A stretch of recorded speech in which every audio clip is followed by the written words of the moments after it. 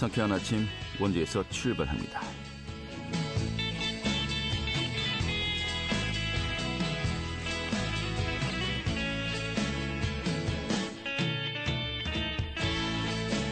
안녕하십니까. 8월 30일 수요일 아침에 인사드리겠습니다. 상쾌한 아침 원주에서 출발합니다. 진행의 한태호입니다. 오늘 전국 대부분 지역이 오락가락 비가 이어지겠습니다. 그리고 비가 내리면서 지금 무더위는 주춤하겠는데요. 오늘 원주 지역의 낮 기온 23도에 머물 것으로 보입니다. 이 중부 지역의 비는 오늘 밤이면 대부분 잦아들겠습니다만은 이 산사태나 침수 등 추가적인 비 피해 없도록 주변의 시설물 점검 잘 하셔야겠습니다. 자, 오늘 준비한 소식 살펴보도록 하죠. 이 원주시 농업인의 날이 60주년을 맞이합니다. 이런 가운데 농업인의 날 국가기념행사를 이 강원특별자치도에 유치하자라는 또 목소리가 나오고 있습니다. 오늘 그 내용 좀 살펴보도록 하겠고요. 이 원주 소방서가 응급처치로 생명을 살리는 분들에게 하트세이버 배지를 수여했는데요. 그 내용 살펴보도록 하겠고요. 또 2023 원주 옥상영화제가 내일부터 다음 달 2일까지 사흘간 개최됩니다. 올해 7번째를 맞이하는 옥상영화제 개최 소식도 들어보도록 하죠. 8월 30일 수요일 상쾌한 아침 원주에서 출발하겠습니다.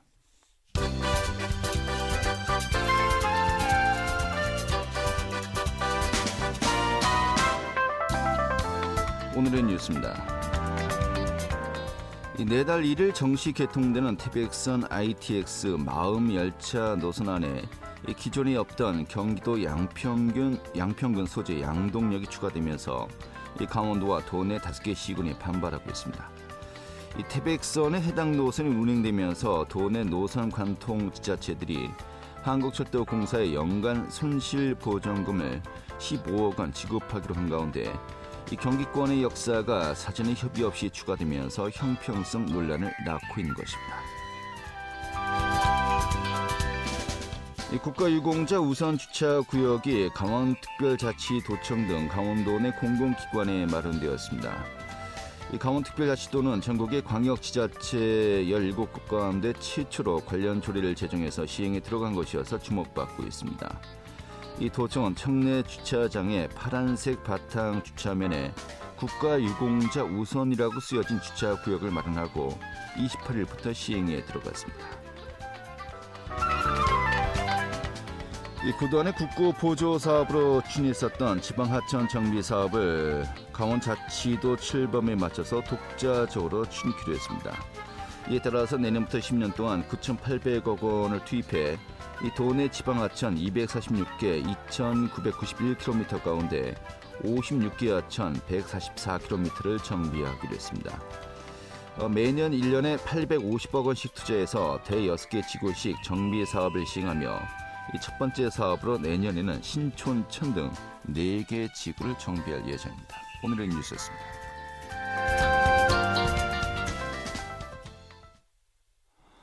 네, 원주시 농업인의 날이 60주년을 맞이한다고 합니다. 이런 가운데 농업인의 날 국가기념행사를 강원특별자치도에 유치할 것을 촉구하는 목소리가 나오고 있는데요. 오늘 좀 어떤 내용인지 좀 들어보도록 하겠습니다. 이 국민의힘의 원재용 강원특별자치도 의원 연결하겠습니다. 의원님. 네, 안녕하세요. 강원특별자치도 의원 원재용입니다. 예, 반갑습니다. 자, 먼저 그 농업인 날 기념행사가 처음에 어떻게 시작된 건지 좀 설명부터 부탁드리겠습니다. 네, 지금 또 59년 전, 1964년에 원성문 소천면 흥량리에 사시던 농촌 계몽운동가 원웅기 선생님의 제안으로 농업의 날이 탄생되었는데요. 예. 농민은 흙에서 태어나서 흙을 벗삼아 살다가 흙으로 돌아간다는 농업의 근간인 흙 토자가 3번 들어가는 즉 11월 11일 11시를 농업의 날로 정했다고 합니다. 네. 지금의 농촌지도자연합회 원주시 지부인 그 당시 농사계란구락부 원성군연합회에서 원웅기 선생님이 중심돼서 전국 최초로 농업의 날 기념 행사가 시작한 것입니다. 네, 그렇군요. 네. 일단 1964년도 11월 11일 원주에서 첫 번째 농민의 날 행사가 열렸었고 이것이 네. 1996년에 예, 예. 이 법정 기념일로 이제 농업인의 날로 승격이 되었어요. 예, 예. 그리고 1997년부터 국가 기념일로 지정이 되면서 이 국가 기념 행사는 이제 이어지고 있는 것인데, 예, 예. 이런 가운데 이 지난 21일입니다. 의원님께서 도의회 본회의에서 5분 자유반을 통해서 이 농업인의 날 국가 기념 행사를 강원특별자치도에 유치하자라고 이렇게 촉구를 했습니다. 예. 좀 어떤 내용으로 이해하면 되겠습니까? 그 강원도라는 지명이 정해진 지는 628년 만인 올 6월에 지방 분권을 실현하는 특별광역자치단체로서의 강원특별자치도 출범이 있었습니다. 네. 전국의 농업인 160여 명의 훈포장을 수여하는 국가기념 행사 농업의 날 기념식을 정말 우리 고장에서 유치하여 특별자치도로의 역사적인 상징성과 지역의 정체성을 대내로 알려서 정말 지방분권의 실현과 수도권 강원시대의 대표적인 상징을 삼자는 주장이었습니다. 이제. 네, 그렇군요. 일단은 농업인의 날 국가기념행사는 뭐 치르고 있습니다만은 사실 원주시는 그 이후에도 독자적으로 이 농업인의 날 발상지 취지를 좀 기려서요. 이 삼토 문화 축제를 또 계속해서 개최해 오지 않았습니까? 예, 예. 이 원주시 농업인의 날 행사의 뭐 국비 지원은 어떻게 좀 이루어졌습니까? 제가 뭐 농협 분야 종사자는 아니고 직접적으로 뭐 행사를 관여한 적도 없어서 자세히는 모릅니다만 몇 차례에 걸쳐서 아주 조금은 지원된 걸로 알고 있고 현재는 국고 지원 전혀 없는 걸로 알고 있습니다. 네, 그래요. 예. 사실 뭐 전국 대부분의 지자체에서는 농업인의 날을 이제 개최하고 있기 때문에 예. 원주시만 국비를 지원할 수 없다는 입장으로 이제 알고 있습니다만은 이 부분은 그렇게 좀 형평성 차원에서 쉽지만은 않은 문제 같기도 하고 어떻게 보십니까? 그래서 이제 특별자치가 되면서 이런 그 큰 우리 정말 전통적인 농업의 행사를 찾아와야 되는데 정말 이걸 찾지 못한 것이 좀 아쉽다는 말씀을 드리고요. 네. 이번을 계기로 해서 우리 원주의 농업인들이 좀 적극적으로 나서서 행사를 추진할 수 있도록 했으면 하는 것이 제 바람입니다. 예. 자, 만약에 원주에서 이 독자적으로 이 기념 행사를 유치하고 매년 또 열릴 수 있다라고 한다면은 뭐 당장 뭐 원주 농축산물을 전국에 홍보하는 또 계기가 될 수 있을 것 같기도 하고요. 네. 좀 어떤 변화 또 성과를 우리가 또 예상할 수 있을까요? 저는 많은 상징적인 가치가 있다고 생각합니다. 왜냐하면 원주를 비롯해서 우리 도민들에게 엄청난 가치가 있으려고 저는 보고 있거든요. 왜냐하면 대외적으로 우선 지역의 정체성이나 홍보나 대내적으로 지역민의 자긍심을 고취시키고 네. 많은 효과를 나타낼 수 있고요. 정말 우리 강원도는 또 청정 지역이잖아요. 그래서 우리 강원의 농업 여건에 맞는 체험 관광이나 아니면 6차 산업으로서의 농업으로 발전 유도할 수 있는 새로운 장이 정말 열릴 수 있으리라고 저는 기대하고 있습니다. 네, 그래요. 자, 이번에 뭐 이 발제를 한 거지 않습니까? 네? 이 발제, 어떤 그 당위성을 이번에 주장을 하신 거잖아요. 예, 예. 예. 이제 국가기념행사를 한 지역으로 유치한다는 게 이게 좀 관례가 있었는지 궁금하기도 합니다만은. 관례는 예, 전례같이 있었는지요? 예.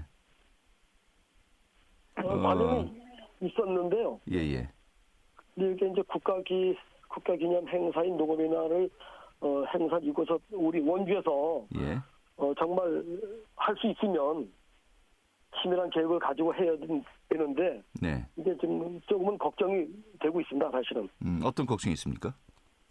근데 이게 왜냐면 이제 어떤 그 자금이라든가 네. 이런 문제도 있죠, 지금. 그래서 이게 먼저 그 70년대 시작된 새마을운동보다 이게 6년이야 먼저 우리 고장에서 시작된 거거든요. 네. 그래서 기념 행사가 올해로 60회를 맞이하게 되는데 정말 우리 원주 농업인들이 제정을 해서 지켜온 11월 11일이 국가기념일로 농업의 날로 지정하게 된 건데 그 당시도 제1회 농업의 날 기념 행사에는 그 당시 김영삼 대통령이 참석한 적도 있고요. 네.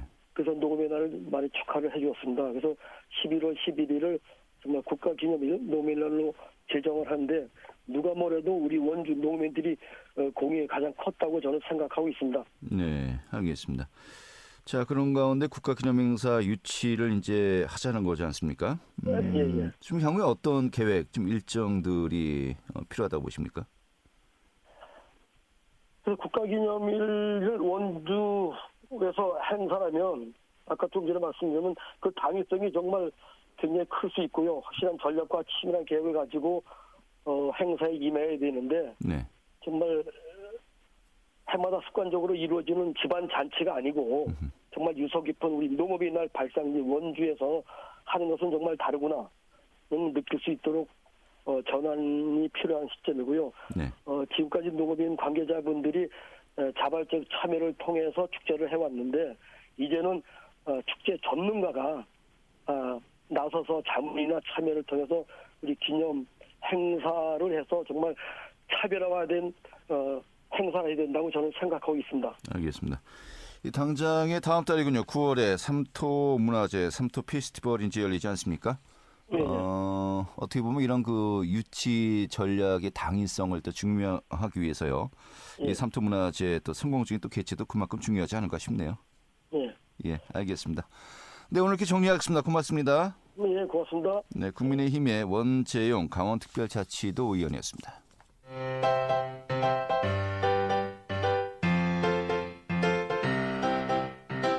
KBS 원주방송국이 유튜브 다시 듣기 서비스를 실시합니다.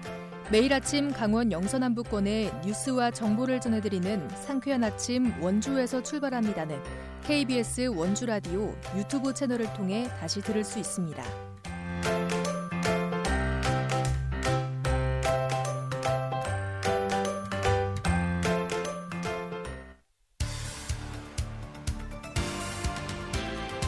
알찬 정보, 생생한 현장의 소식을 전해드립니다. 리포터 현장. 네, 지난 18일이죠. 원주 소방서가 심정지 환자를 살린 31명의 하트세이버에게 인증서와 배지를 수여했습니다. 이 하트세이버, 응급처치를 통해서 더 많은 환자를 살릴 수 있도록 이 자긍심을 또 부여하는 제도인데요. 이 심정지 환자들 일상에서 우리가 만났을 때 정말 심폐소생술 이 조금만 정말 우리가 미리 훈련해 놓으면 또 익혀 놓으면은 생명을 살릴 수 있는 또 그런 그 기회가 되지 않을까 싶은데 오늘 좀 소개해 드릴까 합니다. 이 추인인 리포터 자리했습니다. 어서 오시죠. 네, 안녕하세요. 네. 심정지 환자를 살린 분들에게 인정을 부여하는 것이 이제 하트세이버 이제 제도입니다만은 하트세이버 말 그대로 심장을 살렸다 이렇게 보면 될 것 같기도 하고요. 심장을 살린 사람. 최근에 이제 18일이죠. 원주 소방서에서 하트세이버 인증식이 있었다고요. 좀 먼저 이 행사부터 소개해 주시죠. 네, 하트세이버는 응급처치로 심정지 환자를 살려서 환자가 정상 생활이 가능할 경우 생명을 살린 것에 대한 증서로 부여하는 인증입니다. 지난 18일 31명의 하트세이버가 선정이 됐는데요. 29명이 소방서 구급대원, 나머지 2명은 일반 민간인이었습니다. 도내에서는 원주의 하트세이버 선정 비율이 가장 높은 편인데요. 심정지 환자가 발생했을 경우 병원까지의 인계와 골든타임 확보, 또 발견한 사람이 어느 정도 심폐소생술에 대한 교육이나 인지가 되어 있어야 처치가 가능해서 이 모든 것이 한 번에 잘 진행이 됐을 때 심정지 환자의 회복이 가능하기 때문입니다. 이 심정지 환자가 발생했을 때 응급처치의 도움을 받고 심정지 환자가 정상 생활이 가능하도록 회복할 수 있는 비율은 10명 중 4명꼴이라고 하는데요. 더 많은 생명을 살리기 위해서는 평소 많은 시민들이 심폐소생술을 경험해 보는 게 중요하다고 합니다. 이번에 하트세이버 인증을 받은 원주소방서 조원빈 구급대원 이야기 들어봤습니다. 심정지 사고는 많은데 이렇게 이제 하트세이버를 받은 적은 또 처음입니다. 네, 되게 이제 보람됨을 느끼고 있고, 현장에서 자녀분이 이제 빠르게 심폐소생술을 해주셔가지고 환자분이 또 문제 없이 퇴원해서 일상생활로 이제 돌아갈 수 있었고, 빠르게 현장에서 심폐소생술이 이루어지는 게 더 환자를 소생시키는데 더 확률이 높거든요. 그래서 많은 분들께서 꼭 한 번만이라도 교육을 받으셔서 안타까운 일이 좀 많이 줄었으면 좋겠습니다. 예. 자, 심정지 환자가 정상 생활이 가능하도록 회복할 수 있는 경우 어떻게 보면 그 비율이 좀 일부입니다. 그런 만큼 이 인프라 구축도 잘 되어 있어야 되고요. 또 또 심정지 환자가 발생했을 때 바로 주변에서 바로 또 응급처치를 할 수 있는 분들이 있어야 된다는 것인데 뭐 소방관들이 항상 주변에 있을 수는 없는 것이겠고요. 우리 일반 시민들의 평소 교육이 또 정말 중요하지 않은가 싶어요. 이번 하트세이버 선정에 또 어떤 사례들이 있었습니까? 네, 심정지 환자가 회복할 확률을 높이기 위해서는 구급대가 현장에 도착하기 전에 목격자가 먼저 심폐소생술을 하는 게 중요한데요.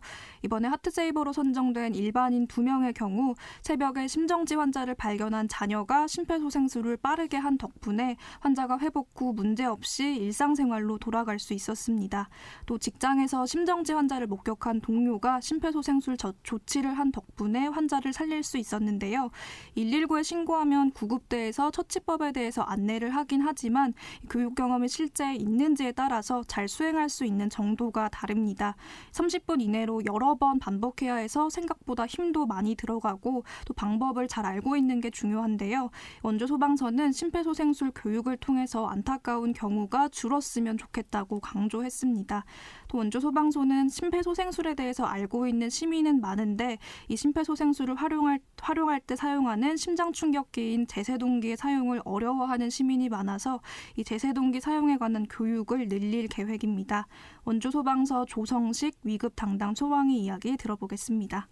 저희도 지금 계속 심폐소생술 교육과 제세동기 교육을 하고 있는데 급박한 상황에서도 그러니까 침착하게 처치를 시행하면 환자를 소생할 수 있는 확률이 정말 많이 오르거든요. 많은 저희 시민들이 다 알고는 계세요. 근데 실제로 해보는 거랑 정말 그 상황이 닥쳤을 때 그 연습이랑 실제랑은 정말 틀리거든요. 가슴 압박하는 거라든가 연약한 노인분들이나 노약자분들은 하기 힘들 정도로 힘들고 성인 남자들도 땀이 뻘뻘 날 정도로 정말 집중하고 힘이 제대로 들어가야 되는데 그거를 못하는 실정이 좀 태반입니다. 그래갖고 저희 원주소방서에서도 지속적으로 교육을 하고 있어서 오시면 될 것 같고요.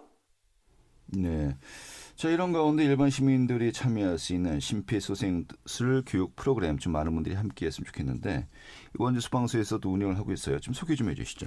네, 지난 5월부터 원주 소방서 바로 옆에서 119 안전체험 마을이 운영 중입니다. 홈페이지를 통해 교육을 예약하면 7세부터 초등학생까지의 어린이 대상 교육과 성인 교육이 따로 진행되는데요. 이 센터에서 2시간가량 교육이 진행되는데 성인 교육의 경우 단체 위주로만 진행되고 있어서 개인으로 신청할 경우에는 일정 인원 이상이 살 때까지 대기해야 합니다.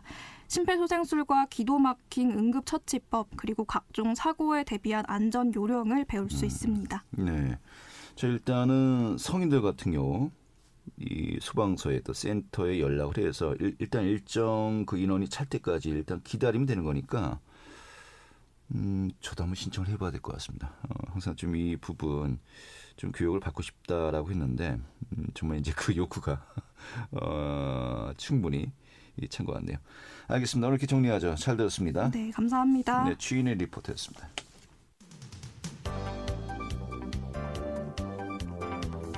생생한 현장, 유익한 생활 정보를 전해드리겠습니다. KBS 원주라디오 상쾌한 아침 원주에서 출발합니다를 함께하고 있습니다. 네, 지금 시각이 8시 50분이고요. KBS 원주방송국의 상쾌한 아침 원주에서 출발합니다. 함께하고 계십니다. 자, 원주 지역의 청년들이 모여서 만드는 작은 영화제죠. 2023 원주 옥상영화제가 내일부터 다음 달 2일까지 사흘간 개최됩니다. 올해가 7번째를 맞이한다고 하는데요. 원주 옥상영화제 이효정 프로그램 팀장 연결해서요. 좀 개최 소식 들어보도록 하겠습니다. 팀장님. 네, 안녕하세요. 네, 반갑습니다. 옥상영화제 올해가 7번째군요. 네, 맞습니다. 내일부터 2일까지 4일간 개최되는데 좀 처음에 어떻게 시작된 영화제였는지 먼저 소개부터 해주시죠. 네. 그 원주 옥상영화제는 여름밤 원주의 옥상에서 영화를 무료로 관람할 수 있는 행사인데요. 독립 예술영화를 좋아하는 원주 청년들이 모여서 만들었고요. 그전까지는 독립예술영화를 보려면 다른 지역에 뭐 영화제를 가거나 서울로 가야 하는 어떤 불편함이 있었는데, 그럴 거면 그냥 우리가 사는 원주에서 우리가 직접 보고 싶은 영화도 틀고, 감독님들도 원주로 초청하는 한번 행사를 만들어보자 하는 생각에 친구들이 모여서 그렇게 영화제가 탄생했습니다. 그래요. 그럼 이번에는 어느 곳의 옥상에서 영화제가 열립니까? 네, 올해는 저희 혁신도시에 있는 한국관광공사 옥상에서 진행합니다. 관광공사에서요. 여기하고 또 뭐 다른 곳에서도 뭐 분산 개최되는 건 없습니까? 네, 올해 저희 야외 이제 상영은 여기 관광공사 옥상에서 단독으로 개최하고요. 네. 실내 상영도 있어서 요 실내 상영은 저희 여기 원주 영상미디어센터 모두극장에서 진행합니다. 그렇군요. 이번에 영화제에서 총 23편의 영화를 네. 만나볼 수 있다는 이제 들었습니다만은 그러면 이제 그 장소별로 또 일정별로 어떤 네. 작품들이 상영되는 겁니까? 네, 그 말씀하신 것처럼 총 23편을 저희가 선보이는데요. 야외 상영작 19편, 실내 상영작 4편입니다. 그 첫날 개막 섹션의 이름이 이제 강원 단편선인데요. 원주, 춘천, 강릉 등 도내 출신의 이제 감독들이 만든 이런 최신 단편을 볼 수 있고요. 네. 둘째, 셋째 날엔 전국에서 만들어진 또 최신 단편, 장편을 상영합니다. 그래서 뭐 주제나 형식 면에서 뭐 한 작품도 겹치지 않게 아주 다채롭게 구성을 했고요. 예. 또 상영 마치면 저희 이제 방금 본 그 작품의 이제 게스트분들을 모시고 관객들이 이제 소감도 전하시고 또 영화 보면서 궁금한 것들을 감독님들에게 직접 물어보고 답변을 듣는 관객과의 대화라는 부대 프로그램도 이어집니다. 그래요. 일단 관광공사 옥상 네. 평소에 올라갈 수 없는 장소지 않습니까? 네, 맞습니다. 네. 혁신도시가 다 내려다 보이겠네요. 네, 맞아요. 또 네. 거기에서 또 영화를 본다 굉장히 좋은 추억이 되지 않을까 싶은데 네. 또 이제 시간대도 네. 뭐 밤샘이라고 들었습니다. 네. 시간대가 어떻게 되는 겁니까? 네. 저희 이제 그 야외 상영이기 때문에 해가 져야지만 이제 스크린이 보여서요. 네. 이제 야외 상영은 이제 보통 저녁 8시에 상영을 시작해서 저희가 한 2타임 정도 이제 상영을 하면 한 4정쯤 끝납니다. 네. 저녁 8시에서 밤 10시, 또 한 10시 20분에서 또 4정. 예. 이렇게 2타임 한다고 생각하시면 되고요. 예. 그다음에 저희가 3일간 이제 행사가 너무 이제 빨리 끝나는 감이 있어서 최대한 이제 좀 이렇게 영화에 좀 흠뻑 빠지셨으면 해서 이제 저희가 4정 이후에도 이제 상영하는 밤샘 상영을 이제 실내 섹션으로 기획한 건데요. 네. 지금 이 밤샘 섹션도 같이 그러면 한번 알려드릴까요? 예. 소개해 주시죠. 네. 네, 저희가 이제 9월 1일 금요일에서 토요일로 넘어가는 자정 이후에, 그러니까 토요일 자정인 거죠. 네. 이제 토요일 아침까지 저희가 밤새 영화를 상영합니다.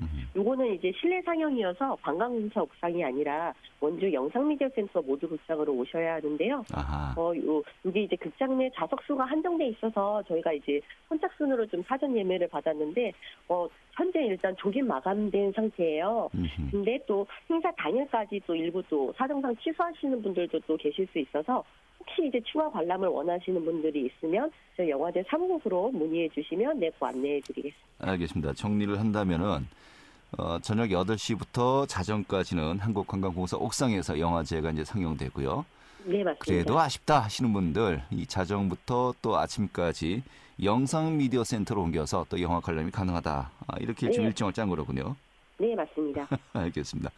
그런데 출출할 시간이에요. 이럴 때는 원래 일반 극장 같은 경우면 뭐 팝콘도 이렇게 네. 좀 제공이 됩니다만은 물론 구매해야 네. 되겠죠. 혹시 이런 거 먹을거리와 관련된 뭐 행사도 함께 준비되어 있습니까? 네, 맞습니다. 네.